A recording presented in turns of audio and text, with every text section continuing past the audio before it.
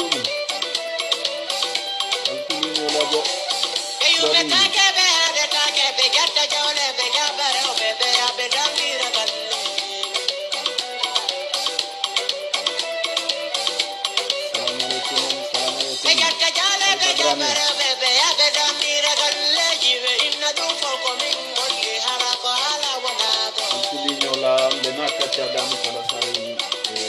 Invité spécial de appelé Bekiliro Tera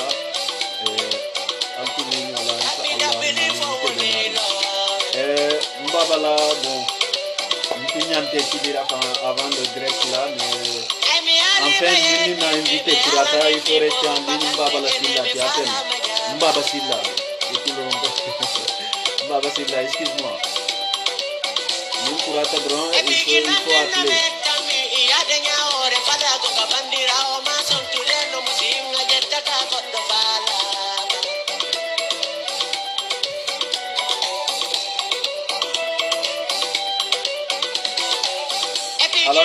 allez écouter Doni. Madame Sissoro, bonjour.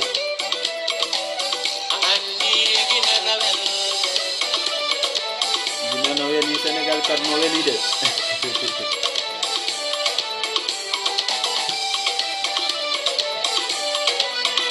Namisko Bulara Bam, Kongalalo.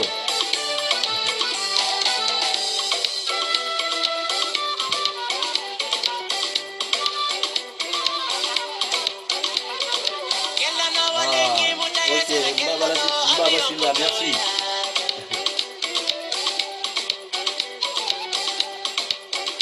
Altuligno là, tout le qu'on est reconnecté, nous est reconnecté et puis il va commencer, on a invité Fanansi Kuliroke, une petite présentation de l'Intégrant, après on a invité Fanansi Kuliroke.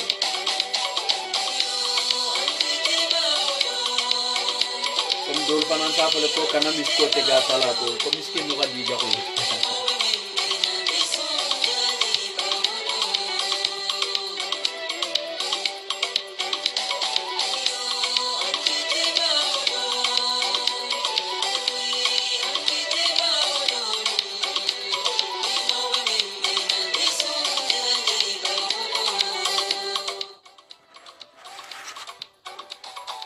Bon, salam alaikum Badinglu. J'espère que la semaine c'est pas trop dur parce que Baralarou. Le fait que Nani et Karukili Mbeke événement n'est là, je pense que mon rôle de bâtard ne donne pas fanga bon batata le kende mais alhamdulillah. Na invité be Kiliro là. Bah alors tout l'union là, c'est une présentation qui est donnée.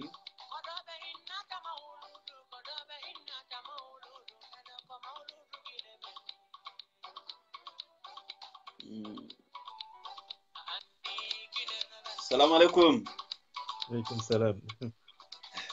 Ici à Ketira tout l'union là donnée une présentation qui est après si ne présenter mon rôle là et puis on se cache à Damterame. D'accord, on te base.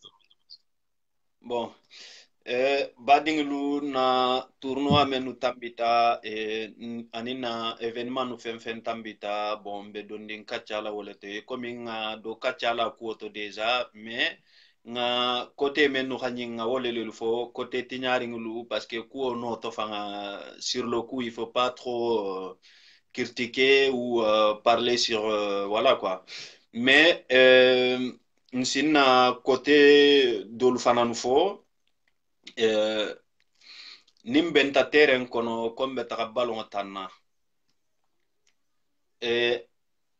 keleman samba terrain kono la parce que moko ici e hakilo bule nya donding imaginez-vous dinding lu nalbe dindi nyari sembo sitara bele la donc bebe pisandi itaka gidi dola doro e kha lapi doro aka boyi aka faga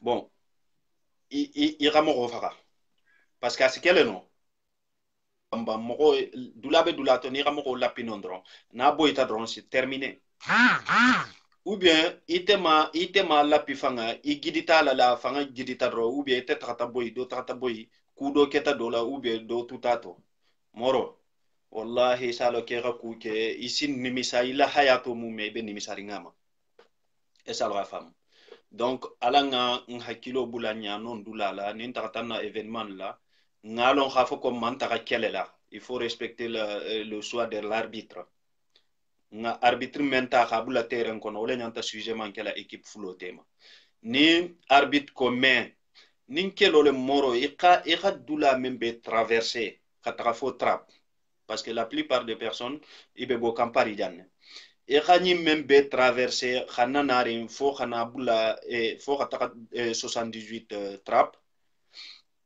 kele nyoko mi ban silo kan mais ballon tan ñogolen te bulu silo kan ni gaje be ta ballon tan kela fo trap parce que tournoi organisé tanonne mais nin kelo le tumbe sambal har ni ta gar la dore ba ta do ma dro moro na sembo ga ta si to timbaje donc ala nganjija nga kelo kenu bonna kulu kono la nganjija nga nyoko famu donc ana fulan janga fana nyerin ko lelil ko ibe khere khere bunya kela badingilla mɔgɔ fɛn fɛn participer ta ila tournoi to a bente jahan kati nyawo nyandi me ibe mɔgɔlu remercie la iran kili ka wole kuma fɔ nyen ko muku bete balati nte mɔgɔ ko dawdande ko be mɔgɔlu remercie la je suis partant ou bien ko dawdande be mɔgɔlu madenna je suis partant donc na invité e comme alnya bala nyamen na Khalifa Dramé depuis Bundu Nyeri a tele mun na invité tibi donc a tele be mo lu remercie la nyeri toho la parce que nyeri ko le mu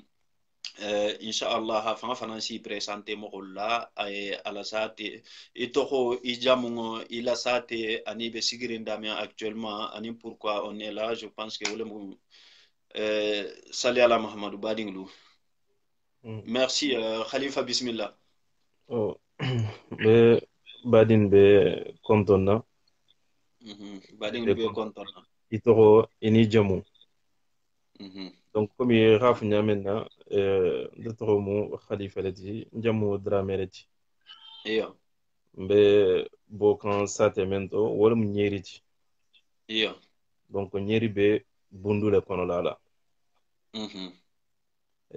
mbe france mbe dula menna iyo donc on tombe trap barsa comme une photo ta mbe menil sendeni sain d'accord c'est bien mbe balu kandon c'est comme bien il fait masal l'introduction na nyavenna iyo donc ni katchai kekumu mentibi iyo donc wole mu kha mohol tantu merci parce que bete ba lonnal ko iko hadamadi mu dugudi mogoleti naturellement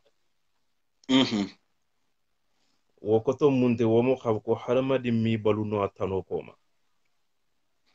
omuto nyalti hadamadi ni hadamadi ndrones baluno wallahi obe gerin fe donc wole kama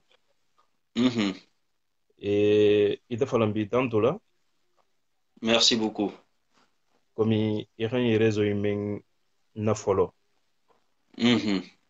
donc nasiki dingirati mogol si mabenje iyo pour khila hakilla mirayalu jenjen wallahi o tamrin kola iyo nyerit laka akaro ka dati ko khabadin tantu badin fem ma bente ila tournoi la vraiment o dia tele mo kolien bari janinga jam fatanturoto iyo mbe nyinin karo kala folo na gatala khafu badin men joguta tournoi lung iyo nga kadal ko fon sala numéro sotono iyo donc pro kha kidi nsala numéro dial mo inshallah nas na gatala na soto iyo voilà comme awulta men kama awulta turni jelo le kama bari tulnun jelo falan kukuten falan sifan tara tole o be gerin fe men ngalo xabu ko imale wuli wore kamma wallahi donc abe dulawudlan ni mbe mansatalla tarala fo asi jangaro barko bo ala mo kela amin tambirin kola falan be tantula xata nsigi ɲogol ma folo ko nin ko keta moxo la iyo i sigi ɲogolo folo si maben janni hari ina hakili men be dula kute o be maben o be gerin fe donc mben sigi ɲogolu mbol tantula nolo mu trapun kolti merci rela tan trobe kabirin xata sate tigoma donc fo xabula ala mara moxol ma donc mbol be tantula nterel xa kiliro ke iyo ni xa kiliro ke moxo man soto men bi i dankun nima iyo asi niyo sugula wallahi o be gerin asi niyo toro wallahi bari ntel xa kiliro ke bexi i dankun tel male o be gerin bexi i dankun ma jaxan kafu fulama nga wo jele terrain to xana bula sulaxala xana bula sarakulle la nga siya mello man siya mello donc wo kamma ni ala sonta merci Mokhtar duto seni merci tantoro kerin kola mba fulal français faranna wo kamma mogol men ngalo xafo ko iman na kamme wallahi o ibenne donc fi faransi tata soto kumo nyinto ni ala tala sonta c'est bien donc mbe musol falan tantula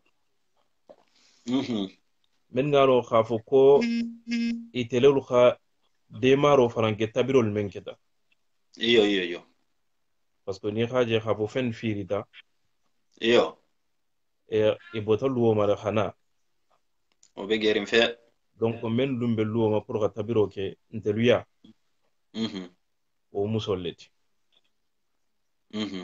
donc mbi tantula mbi jagila vraiment wo xanyinne mbe gumbelinkol tantula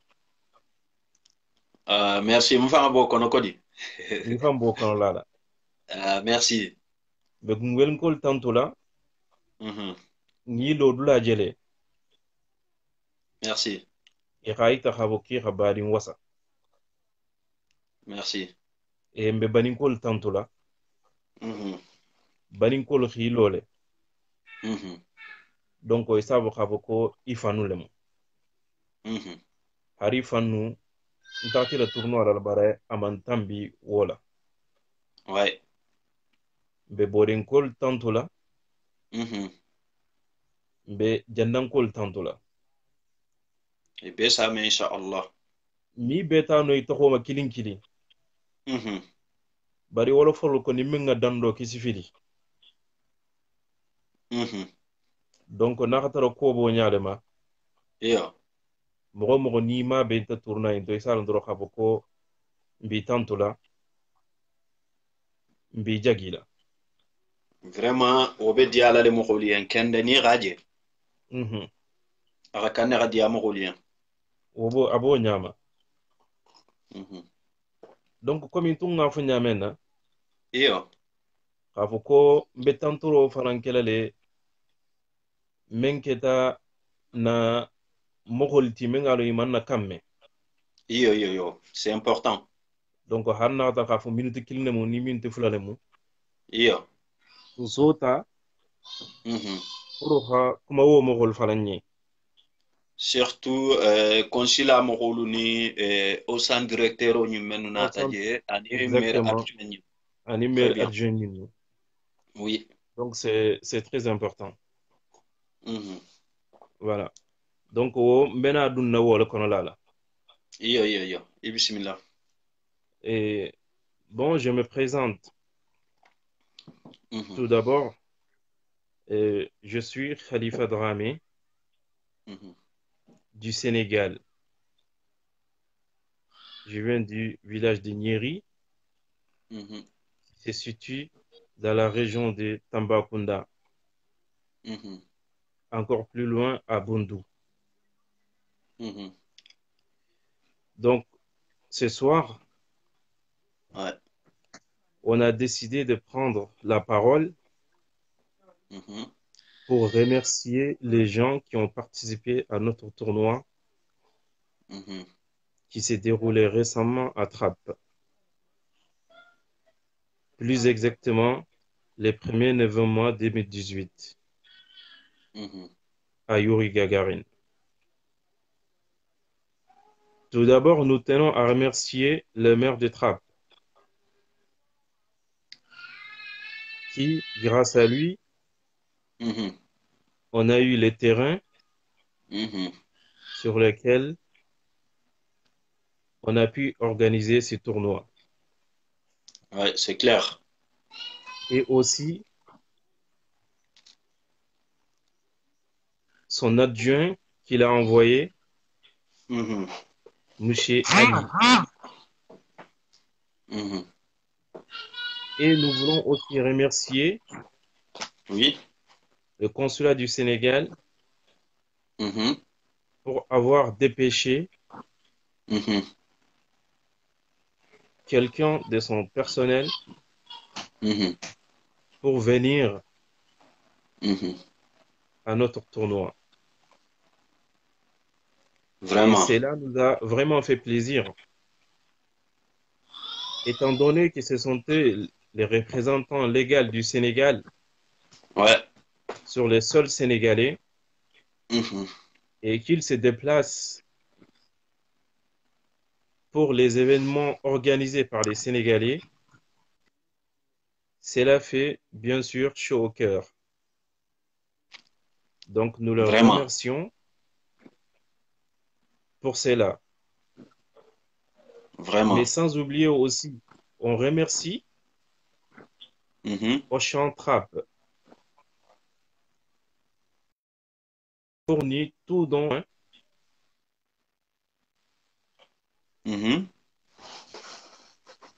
par rapport aux nourritures. Donc ils Ouais. nous ont tout donné Ouais. et grâce à eux, on a fait des économies considérables. Vraiment. Donc eux aussi, on les remercie beaucoup.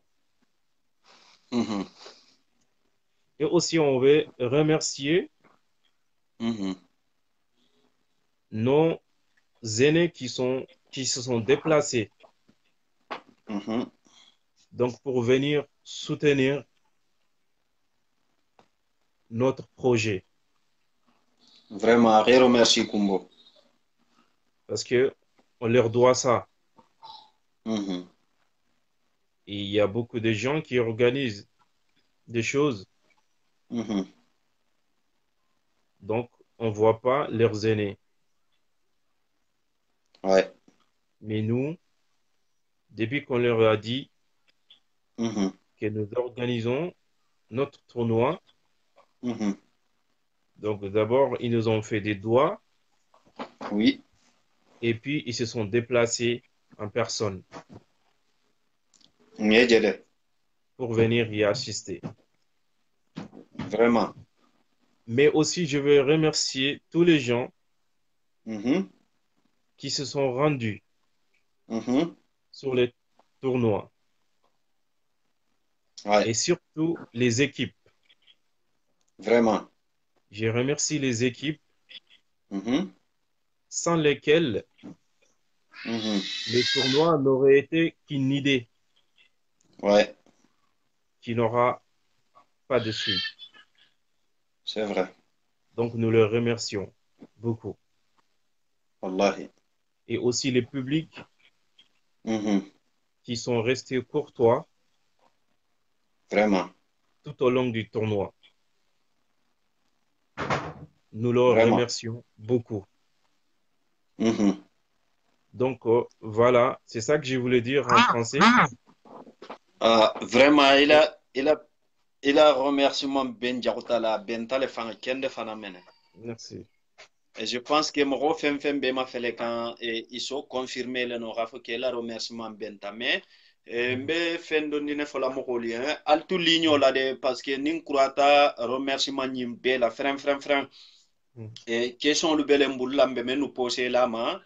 et abe jabila le inshallah question lu bembulu mbe menu posé la ma alberatu ligno la et ni harni remerciement banta mbe continuer la le question kutenu bembulu en plus nimbe sujet mento ala la commentaire lu bula ala ka menje o sujet to quoi mo men xale Mhm. si al si safero keno mbe nimbe kuma kan tournoi ko le to ala la commentaire lu bula je al kana hésiter que ça soit critique ou Ouais. je prendrai la responsabilité que ça soit critique que ça soit n'importe quoi ala la commentaire lu bula je parce que c'est-à-dire et comme nga fo nyamenna mbe besoin di simfulalema Mhm. soutien et critique. Ouais. Donc, côté men ni mo be je critiquer là, organisateur lu nyante jija la Mhm. kanon ne le régler. Bon, Mais ça arrive. ni voilà, s'il n'y a pas de critique, côté damen nous mambe, à moins que nyerin ko la tournoi dronti dembe tournoi belema. Mhm. Abbas Saranogo, ni la fita kiliro le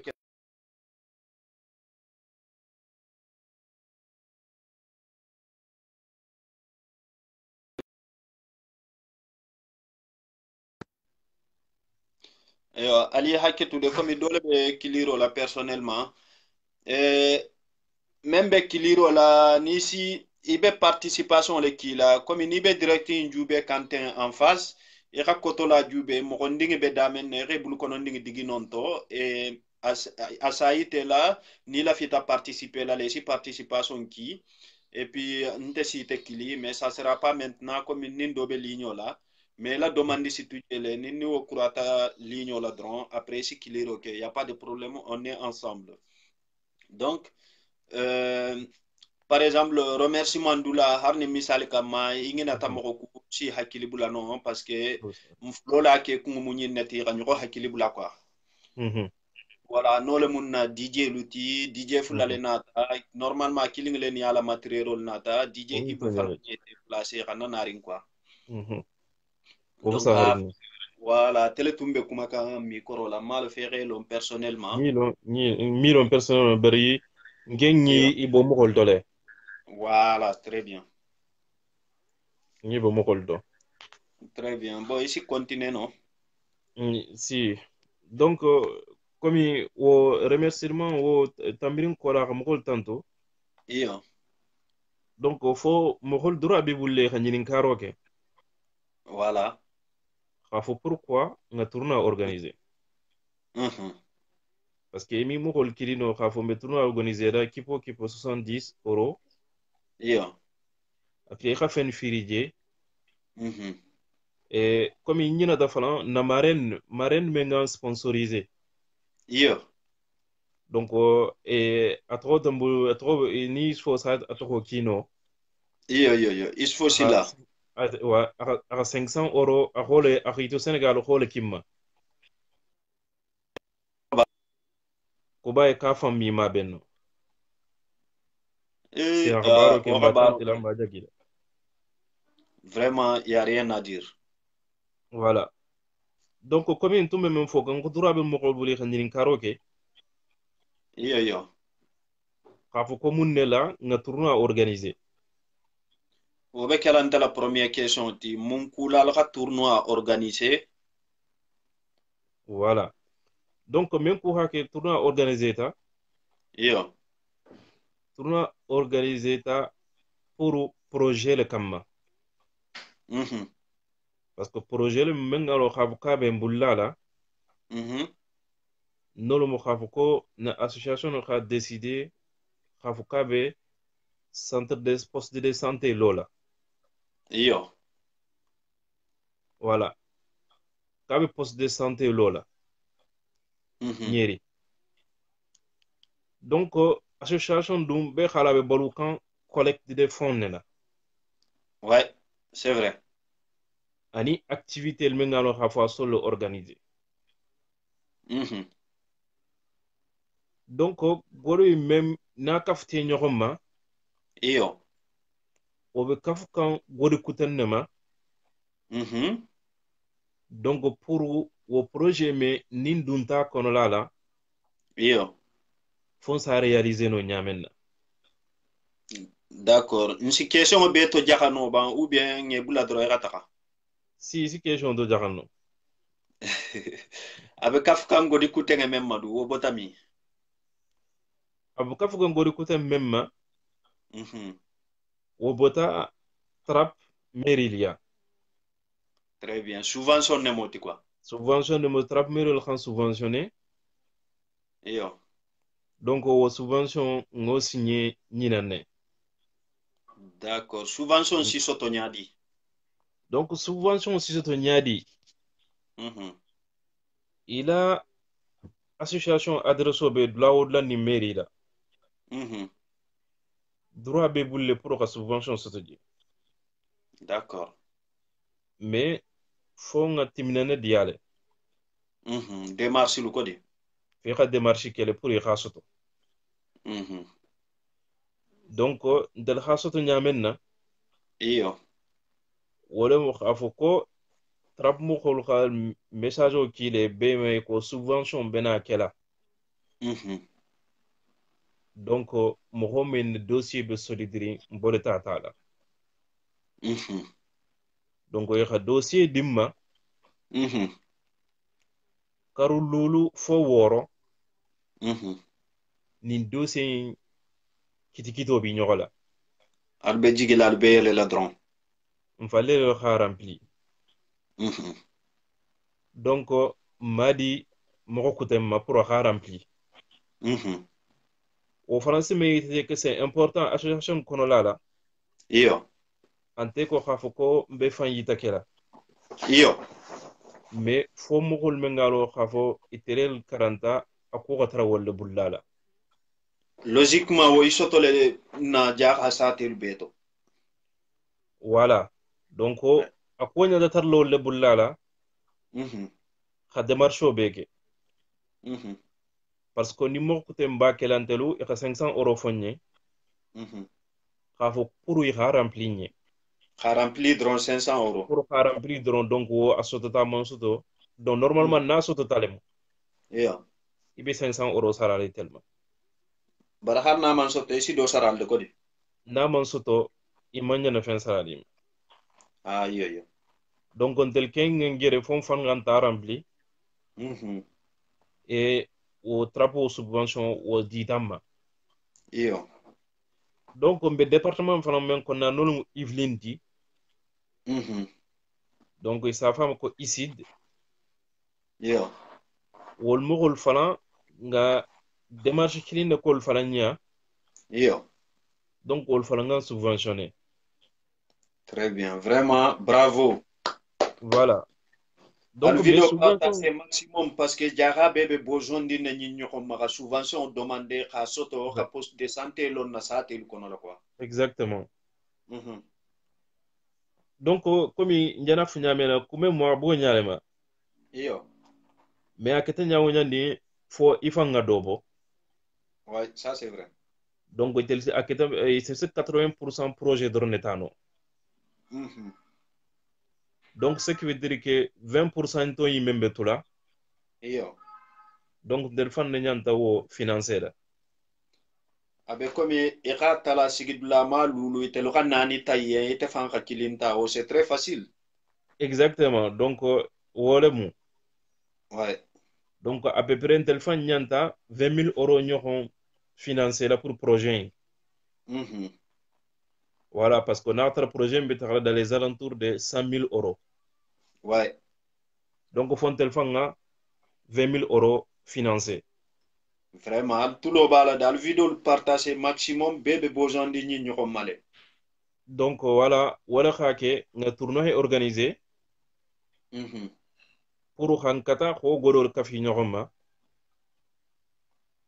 vraiment pour si no projet keno kuti nyamenna sini sita kambulo lo ama bi abe hakilo lo kono lala fo sini simbulo la kan nyamenna wala mu tournoi vraiment inke organisé kun ka poste de santé lo ifanye la village kono la quoi voilà wala ke o mu mo katabale abasti projet kuten bele jikeri mhm mais ko bem étape led étape par étape oui donc ni poste de santé in banta mhm donc on sina dun ku guten fanan kono lala vraiment haro wo abekela donc kafo be benta men kanne parce que c'est important wo ko souligner mhm kafo ni be groupe kono lala yo ite kiri men diati ite kirinye yo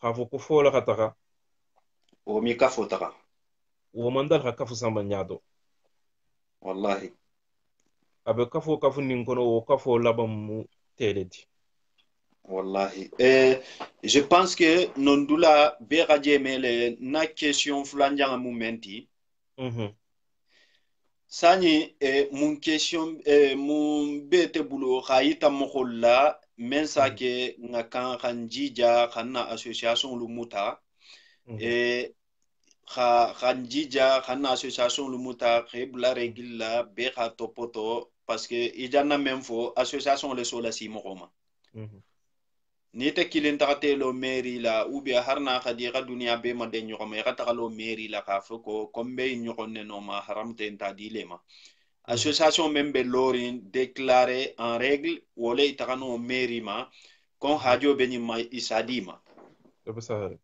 voilà mais mhm nasate dol be je association be nasate lu be to mais dol la mhm association c'est très faible mhm wonte fenfenti fo mohol ma nafa mellon mhm e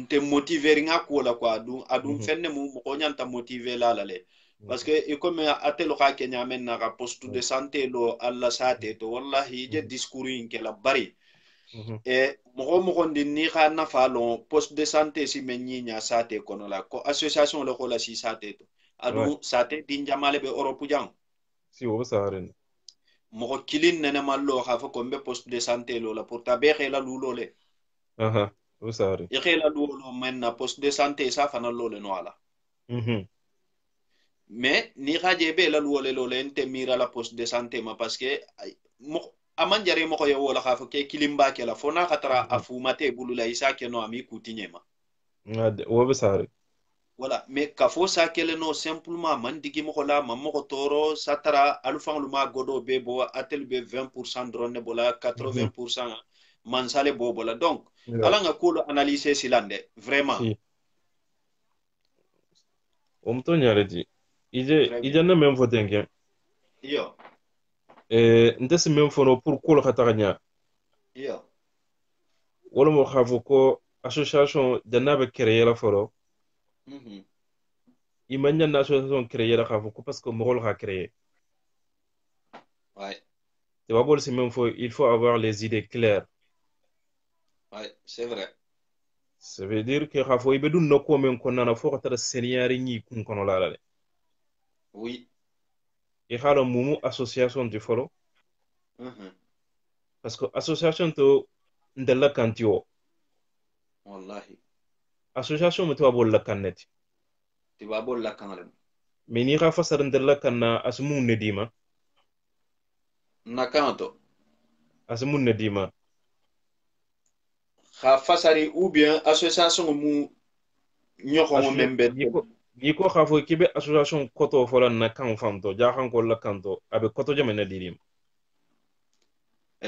on vous écoute ni ko association fasara na kanto abe koto men dile wolumu nga kafu kambene kamben très bien parce que associé de fe konde abe ko société abe boga wallahi moyin be mo rasi abe mu kilineti rasin kilineti mhm abe mu kafore wallahi donc fi xal na xa fo d'abord ila fita ko men kela watar seniyari kun kono o kumo be fe donc no seniyati kun kono tumo men na après ini mohol men nyanta kela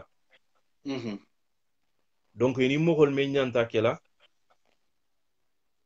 wol fana al nyanta al nare mohol men ni men nyanta tarla akono lala groupe kono lala alla membrol kono lala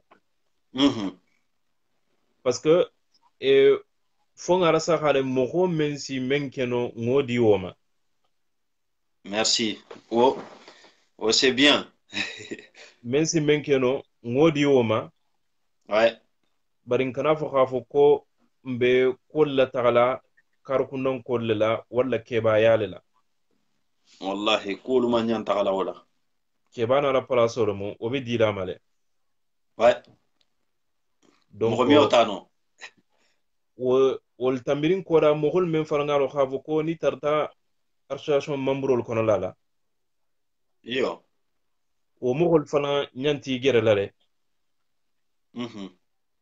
donc i ñantalo nano xafo ko association te kuti men ngaro xafo ko am nafa ñanta taxale fanne jifola donc wo ñanta tarli kun kono le xafo ko association to o fenti abe fen men dilima xafo ka ñanta taxale fan jifola le vraiment asike fenneti sate be hajo be fenge memma asike fenneti fen men ngaro xafo ko sate be le hajo bama fen men ngaro xafo ka be nafa nasira sate moxol belama très important donc wo sate moxol men ngaro xafo ite fan fanan bol kono lala le donc wole mu koti men ngaro xafo ko moxol ñanta mutala wo tambirin ko la fana yo et une démarche wulita yo dulal lebeje ñanta dula men da konkonna d'accord parce que wolle le kula sinom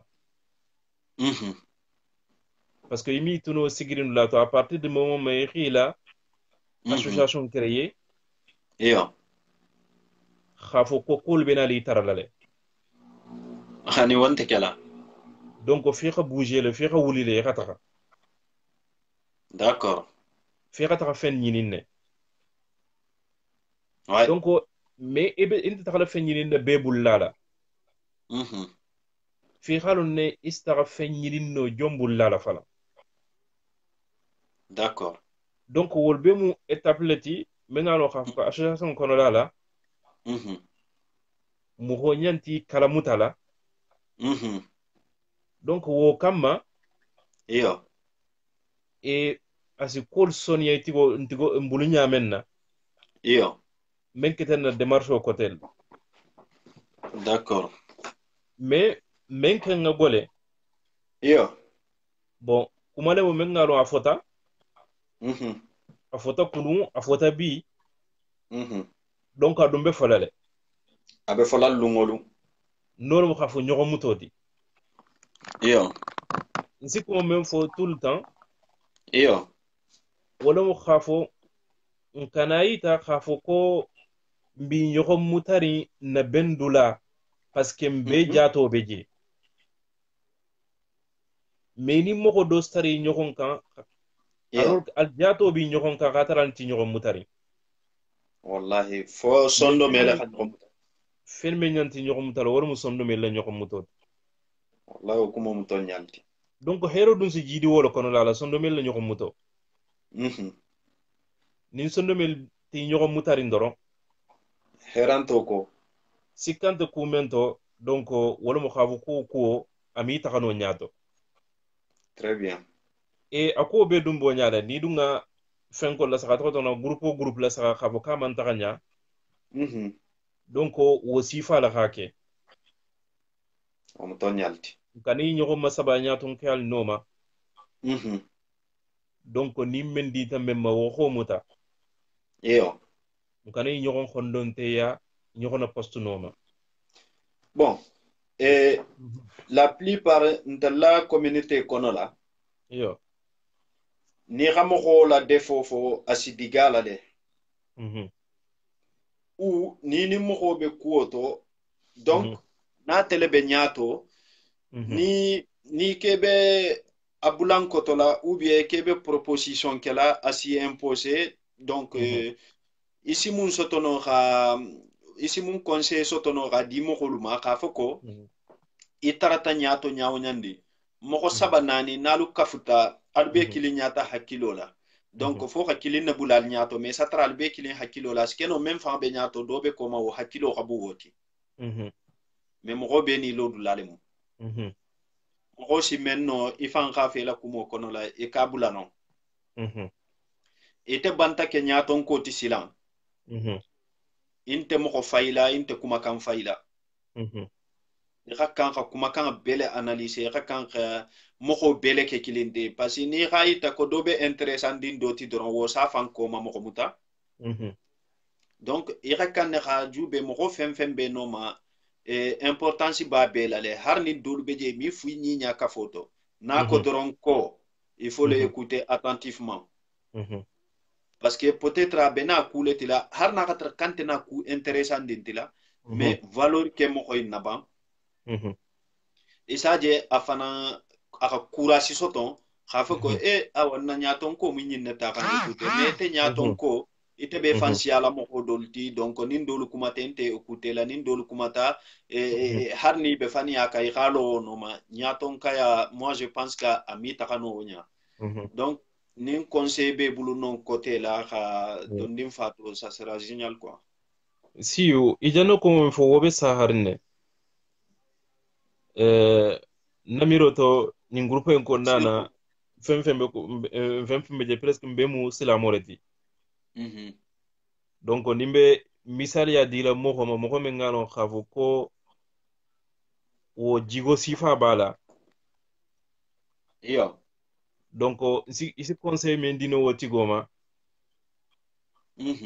wolo mo khafo ko afota mo hol yenne men ngalo khafo ko wol khafisa ntena teti afoto mo hol yenne khafo ibe mento amani alors que men nga fi khafo kama ni iyo ala ya wo mo hol letu nga fisa wolti obe gerim fe ninketa nsi pour ka anecdote comme tu vois même fo iyo aketa men na baluwo kono lala no keta khalifo doti iyo Seydina Umar d'accord donc parenthèse dorono mo mbafula fango kumo kono lala iyo c'est intéressant en fait lundo iyo alors que be tumbatella maro kono lala o Seydina Umar way isafono nyamene ninga banku kulota khata Iran actuellement donc kanabula fo menketa Irak la khata Arabie Saoudite donc khajigide khana Égypte la khana fo Libye donc khana menketa une partie de Turquie actuelle d'accord wol betumba ala maro la kono lala d'accord mais lundo moho dole kayen ko silan alanya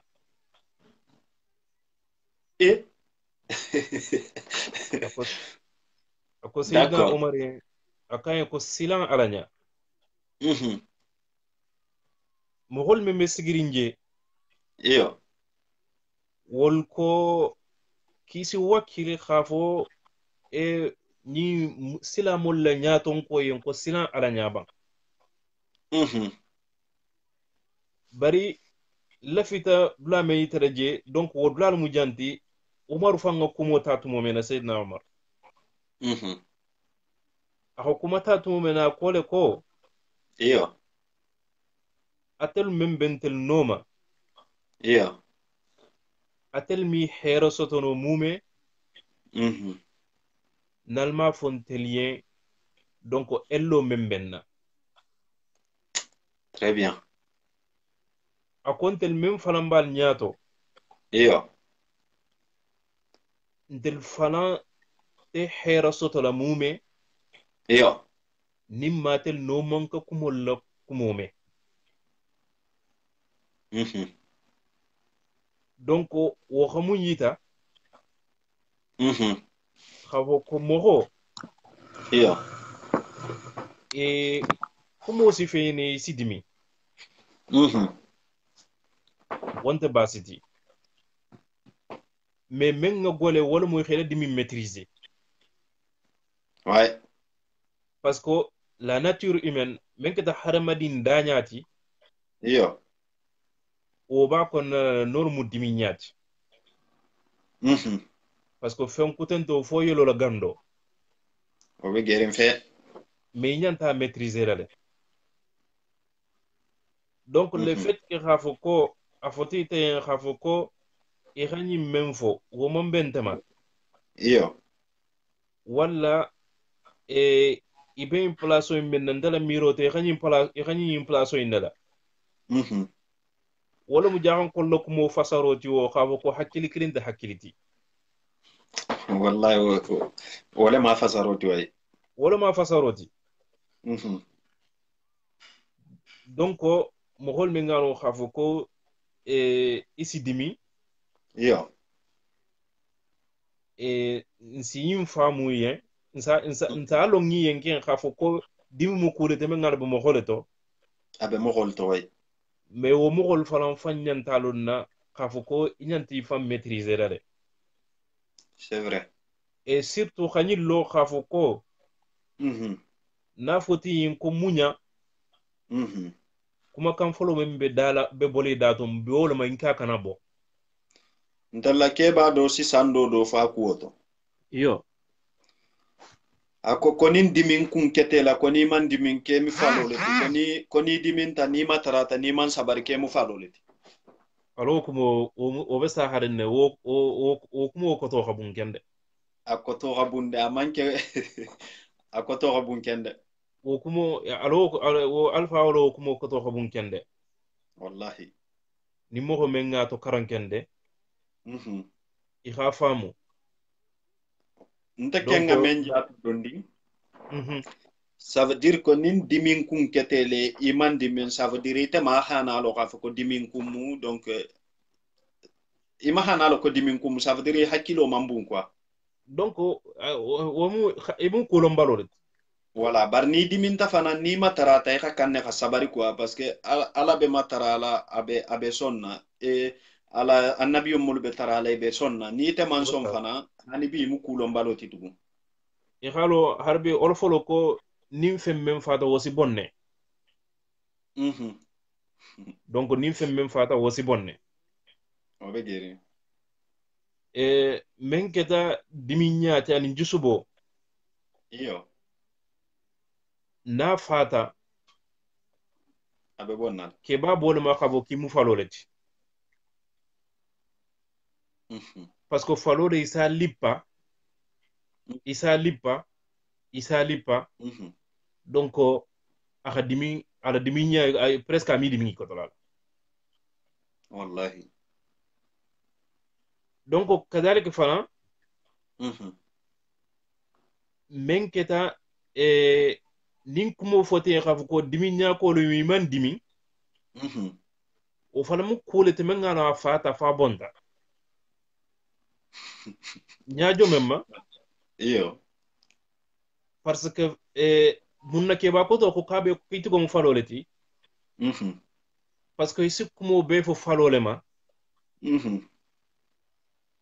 amiyano xafu kiba fo kangama o be gerin fe donc wala ko kiba ko to no kumo ni xa ama yelema ñaawo ñaama non c'est large isalo xafu ko hakkilma la kumo lamu donc tubabo safoma ko ñinemu sagesse ti donc ntella kebal sawo ko ñinemu hikkimato bi ouais voilà wo kamma nsi lay ñogon bumbeñe kan iyo nin diminta donc khamunya khasabari o kamma kafo be tagala nyamen na ite yente bari kano yen on be fait donc o dingira bo nyama voilà d'accord kar ko tondo vraiment il a une jabironi c'est excellent il a une jabiro benta fa benta bon ñinin kar kutenga membe mbulula wole munyinti ntella bundu na bundu silo a problemo be siaring ntel ha komba la wuli nga appel lancé mo khuluma bon askeno kombani dolu ha famu askeno dolu ma famu askeno ante interessandin dolu nyakoto askeno akumo gasiadal mais si mun conseil sotono khadi mo khuluma nga appel men lancé ni mo khulu kafuta kafo si menyinya hadama dingi yen ni si conseil do sotono kha adi mo khuluma okuoto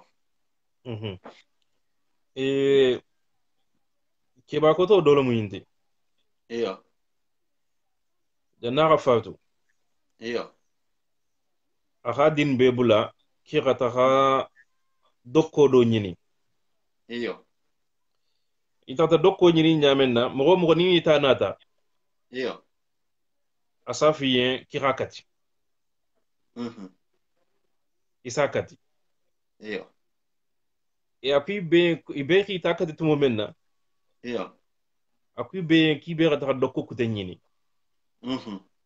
e be tata dokko nyini iyo e khadun keba en bullala keba ngata khadi be kilin nama ki hakati ko rita katlano donc keba en ko ya alkhayin ko tolonne iyo akoyin ko to mulan khafo ko nal kilin nata te ifamma kilin iyo albay fan katela tenne albal fantinya tenne wallahi mais nal kafuta komi janna ñi gumandi ñinu kafte ñamenna iyo donc mo hontal katilano wallahi no kafo ça veut dire que kafo nafa kabum exactement kafo nafa kabum donc kafo nafa kabum la preuve kafo nafa kabum iyo donc janna même fi yenten iyo donc même panambe la réunion kantugun iyo wolmu nsala sakhara khavo ko dunia dunia ko nana mogolki inyogon sawa munna dunia menga siya menti iyo donc walelel la sotobe o mogolnya o misalia etni menga siya menti kodi ou bien aketa ethnité ban aketa famille ban aketa jamono ban d'accord donc ni khara saha bibi ko shin la khasiya san keme yen koma ni sagita shin koma shin tum man siya beti wallahi donc sin tum be koma mais wo san kemo yen nyato tugun shin siyata dunya beti iyo shin tarta presque dunya be nyato obe geri donc femmo ke fo ila siya ni la nyokomuto surtout e ga nyokomutal de donc siya falante problème oti fo nyokomuto très bien wo mu ntel kenna problème woleti wo nyokomuto wodula iyo wo mu bundu problème woleti donc amu sate dum problème woleti ani jaha famaken ici jaha problème wono yiko ici fenko do fatro donc na ici Aristo la kumo do fo iyo donc Aristo mu philosophe grec le do tunti Yo. Aristo ko ici même faut savoir que la cité idéale de Yo. Aristo c'est-à-dire Aristo a sate mira nyamenna pour te sate men ngal wor ko sa sate be da ko mira nyamenna Yo. donc ako xawo ko moho en fait comme ko nyanta fero kela i fante mode de da folo c'est-à-dire i fan jato kono la nyanto le fante mode da la folo donc à partir du moment i fan jato de da Yo. i hol kafi nyogomma ce qui veut dire que son domaine mi hakilo soso Ouais. parce que il faut que mo xalo à partir du moment mais ibe kukurungela Yo. i son domaine bi hakilo soso kanne Ibe fulam fulandi. i son domaine bi hakilo soso kanne fulan fulante mais c'est clair parce que hakilo jamais hakilo khason ku kendoma e kukuruma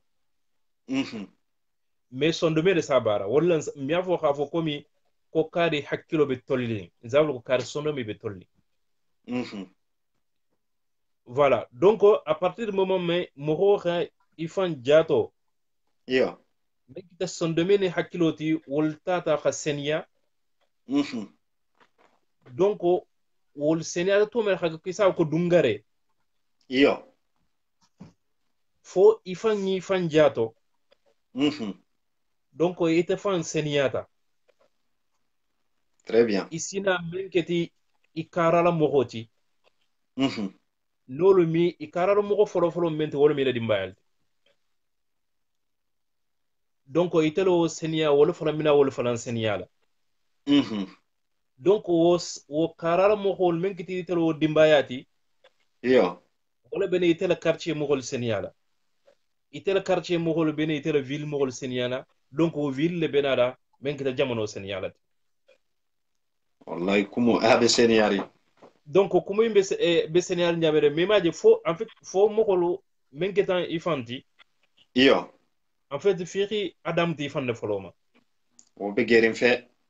donc parce que ka fo daga ko dandos dam de kilinema Ouais. Aina ke fulati. asina ke fuladi O be gerin. donc ce qui veut dire fi adam te ifande foloma donc ni dunta kafu men kono lala ni dunta khabu kombe kafu men kela donc nga fere muta nga kafu mais ngay lon khafu ko nafuta khafu ko bundu muntelel tati Yo. nafuta khafu ko bani misra nyeri gumbel muntelel tati donc amanyane kila kuma gansanti O be gerin fe. donc fo baro khabla kumo noma pour kumo ka sans soto O be gerin fe. kumo ka sans mundi jahan ko te pour kumo ka jato soto Yo. donc parce que kumo siktarale Khawuli khelo dulaita, n'est-ce pas? i khawli khilo dulayita Très bien. ici menkeno parce que il faut savoir khafo ko et mogo si menkeno akhasia Akasiawi. parce que même problème be kede na fodan tele khafo ko i khawli khilo i khi geda asiken ni khafo ko mbira godoro noma Ano rajan yola. donc voilà wala mu problème oti mais sauf que hadama di nyanta melon no khafo ko asufo mu mebe si munafan dune no atanola O be gerin. parce que aka nafa munafan du ngi tere nyamenna Yo. alors que te ni tano be mikrinati c'est obligé que aka naf munafan du ngi tano farandano O be gerin. donc i ka hari kuma kan beto fo donc i ka munafan dolo dun donc pour nga kafu Yo. fo nga lonne khafo ko na ketati mbele Ouais. na tinyata mbele Atinyata bele ouais. donc à partir du moment où mo holon asenati kun kono lala donc na miroto ibe kafle de dar lallema Wallahi. E komi kafle kafu lema e ga fanya me bundu silo ni komi na data isa komi abe dada la mo kilin ne moi personnellement nte Mhm. sankartan nim fulo kono la nin lo ta bundu silo kan peut-être Mhm. askeno karukili ya teleti Mhm. askeno tous les enfants nte ta la vacances la Mhm. nsi ta no vacances la peut-être tous les 2 ans ou 3 ans Mhm. nimborta bundu silo in ka obe kala karukili ya te konolti Mhm. après karukili ni mbe sagi la janne bundus anim menu be borla kan lungolundi abe jonu nafala Mhm. Mimala shak mais sikante. Mhm. voilà mais nte mi afono Mhm. ka fukante nafala bay wulu na ba kan wulu baba ba kan wulu dimba kan donc Mhm. ndogoni koto ba kan Mhm. Mhm. donc di maman ko man calculer mfanga dron man ngan calculer wol ma aketa mfang koti quoi Wo be sare. parce que nte sa folo no bundu silo nte la hajun to nte be tambila kan sinya kili ne san kono la Mhm. mais ninga mira to ni numa hafa ko ibe sa kan parce que sila lente keri ibe sa Mhm. kan parce que hôpital lente mbulula Mhm. donc mbe wulila la ka lodu la keje quoi Mhm. donc xa wuli xe lodu la keje ante inti kebe fandron de mala Mhm. fexa imira i wulu baxolu menu beje ani i wulu dingi menu beje ani sigi ñoxol nim ba dingi ben fem fem beje Mhm. je pense que ni moxo moxo wulita europe kono la xa gero kenke i wuli kungu mu ñinnati pour ba dingilu Mhm. euh, est ce que barako si soto no a façon to ban ou bien je sais pas Si me komi baye kachamemu iya nde komi khadu mano bestara femben na sakala iya iya iya donc mala fi kende khadu men kita alcool ta kono lala d'accord mais sikante men kento iya wala mo khafo ko ni ikha konko bayila loma mhm ikarala mo ko konko bola lo kono lala iya. Mhm. iman konko bayila loma fi wolonde C'est vrai. donc le fait que khafo kita france dian sila kendol bi bulla le bi takala menna Mhm. donc ibadin ko tembe su silanto bulla la bi takala menna Iyo. donc harbi man sila ko bay E man sila ko bay de. voilà parce que ibe takama kan mella silo kan jan Iyo. donc wolle nyandi kawandila Mhm. ama nyanna kala fenti dro men ngalo khafi bi lola maka kawa Mhm. mais mogo ay mon donné fila ko ka tambi kawo kunnale D'accord. akeke donc à partir du moment ni la ko tambi ta kawo kunna doron Iyo. wo kola asfol mo ko kawando Merci. mais ila ko faran tambi ta kawando kunna doron Iyo. donc asfol mo ko karan D'accord. donc c'est important mogo Wallahi. et i khabara ko mo men fo Iyo. asoto ko gole Mhm. mais asoto ka di falan Mhm. asoto ko gole nyadi Iyo. parce que nakatara khafo ka bi sin ko dolala le Iyo. iko kibe takala nyinina mo ko ten sin ko dolala Iyo. asoto mo gole ali bulle Abe gole ale bulla ouais. mais asoto khadi Mhm. puisque nabi sin ko tole Mhm. i khi jimi doron khata Ouais. donc i khalo wosoto khadi de O soto gadile. ko nga ya fa asoto khadi comme asoto ko gole nyamen Mhm. donc e nsara saha doron khafo ko Iyo. nsi ala tantu Mhm. khafo ko ntelu suturo le benkan Mhm. donc suturo le benkan wo suturo barako doladi O be geri. donc si wo suturo abe wo suturo benkan nyadi Iyo. wala mo khafo ko france jan mo ko men ngaro khafo ko surtout ntel bundunkolo Iyo. men galo khafo nakata itigo bara kilin la ila sarante tambila na siyata 1500 Mhm. mais o 1500 wo itabi fanna balu boko ngato jang Mhm. ibe su mo hol fanna balu tannim boko ngato Iyo. ibe badin kuten fanna tannim boko ngato Mhm. donc don dimbe tulo ite bulla ko fibo marla Iyo. donc wala mu barako tiwo On barakolti. parce que ni khata i khab comparer mo ko dan men ngaro khafo ko ani njanda mo hol men fo non te kilinti Iyo. ni kha misali ate katba bodota Mhm. men ngaro khafo kani te mu fulanti ani te mu fulanti Mhm. abe men soto la barudla puisque nte bara sifa kilinna nte ndo soto la Mhm. mais nin karo sata julo sitara terela mais julumi taritela Obegeri. parce que barakanti wo godot Adum mutakuo kasi tati. adu muta ko ga shedati Ouais, c'est vrai. donc pour wo barako wo ga sabati wo gatu Iyo. e fonga essayer silol men si wo barako sabati Iyo. donc ho silol le sene D'accord. donc mogo dun en tant que namiro to fen be video ina sagaran be muslimo lati Mhm. mogo si bi nyasigi si siri nyasigi Mhm. e nyinga dile da khafu ko silo me tele kata sababo to ho silo deda Iyo. o mobilol be bor kan wo kan accident kila Iyo. e ite mi mira khafu ko barajo wobi te yenne har na tara gori kufante har na tara kukutende Wallahi. wo fan doron kanyanta e nyakal kuma Mhm. nda bullala Non, je pense que Bele Bouloumou, vraiment, il a question lu Ijabo Benta. Et comme Doketa, je pense que Adan Nadjane, merci beaucoup.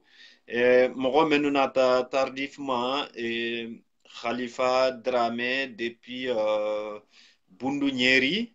Wala ketan na invité spécial tibi pour xamako lu remercier événement nu menu tambita anim fana nga question dul posiama en tant que bundu ding. Donc je pense que question fem posé tama bi arabe jabile correctement et na fengo fana na fédération xa événement dole organisé mal fait ba kalama. iyo mbakala masa Très bien. Donc, mbakala ici, moi, je invité, j'ai dati fanam fait, hein, ani lio, na ratara a lio bibulu, a bebulu, quoi. si omu fenko ti komi harbin be kafu ku yimme ma to kafu kili nemu Iyo. donc kafu ma wala mu fédération ti Mhm. donc fédération ni atela ka barbecue organisé Iyo. kafu komi be collecte de fonni memma harbi wo ku kili nemu Iyo. donc ki bole kela trap en Yvelines Mhm. base de loisirs Mhm. donc ba kela nyin karu ne la ni mois de septembre ni la, le 22 Le 22. À partir donc de quelle pour heure? ko à partir de 12 heures D'accord, midi. khata midi khata je fanan ko soniati Mhm.